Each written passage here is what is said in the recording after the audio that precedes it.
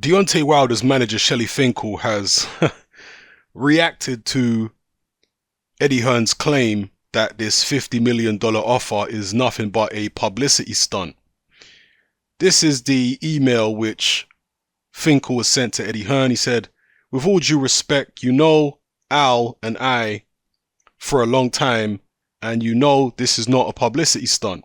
I assure you that we're serious and we would be glad to sit down with you and provide proper security for the funding and work out all the details. But it all has to start with Anthony Joshua accepting the $50 million offer that he asked for, which is also by far the largest guarantee and largest purse any heavyweight champion in history has ever made. Until then, it would be non-productive to me. Please have Anthony accept the offer that he asked for and let's get the fight made. Thanks, Shelley." So, Shelley Finkel wants Anthony Joshua to accept the offer without actually seeing proof of funds, without seeing a contract. He wants him to accept the offer without seeing any paperwork. Absolute nonsense. That's what that is, people. That's complete nonsense. That is not how you make a fight. People are saying, well, Shelley Finkel and Al Heyman have been in the fight business a long time. They've made many big fights. Eddie Hearn should just trust them implicitly. Well, they have been in the fight game a long time, Finkel and Al Heyman, and they've made many big fights, but not involving Deontay Wilder. They've made big fights involving Mike Tyson, Floyd Mayweather, established pay-per-view stars. That's not what Deontay Wilder is. When you're making a Mayweather fight, when you're making a Mike Tyson fight, you know the networks are going to put up the money. You know the money's there because the stars are so big. Deontay Wilder's not that kind of star. So how does Eddie Hearn know the money is there? For example, when Joseph Parker went to the UK to fight Hughie Fury, you remember the first time the fight got called off because Hughie Fury pulled out some injury or something like that.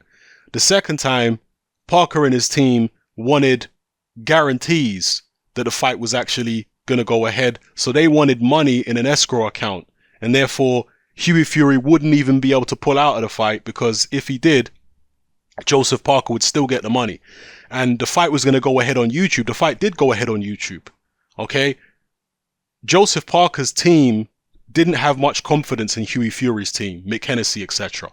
because they'd never paid out that kind of money before. You know, as far as I know anyway, certainly not in recent memory. They'd never paid out that kind of money on one of their shows before, in the Mick Hennessy show, paying out, a few million. So, Team Parker wanted a guarantee. They wanted the money in an escrow account. So, even if Hughie Fury pulls out, Joseph Parker still gets compensated financially. Yeah? If Shelley Finkel and Team Wilder are willing to do something similar to Joshua, that would be a legitimate offer. Yeah, if they're saying, okay, we're going to put this money in an escrow and you're going to get it regardless. Yeah, so we're not going to mess you around. We're not going to pretend like we're going to make the fight and then go fight somebody else. We ain't going to do none of that. Yeah, I mean, just look at the amount of fights over the years where a fighter has acted as though he's going to fight a certain guy and he hasn't really been serious. Remember when David Haye was acting like he was going to fight Vitaly Klitschko and then he went and fought Nikolai Valoev? Or what about when he was acting like he was going to fight Manuel Charr, then he pulled out and signed to fight Tyson Fury? And even the Tyson Fury fights didn't go ahead. And there are many, many other instances of fighters doing stuff like this where they act like they even go as far as signing to fight a certain guy and then they go fight somebody else. You understand what I'm saying?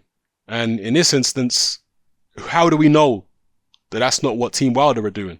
That they're not just messing Joshua around, doing it for a bit of publicity, just as a PR stunt, and they have no real intention of fighting.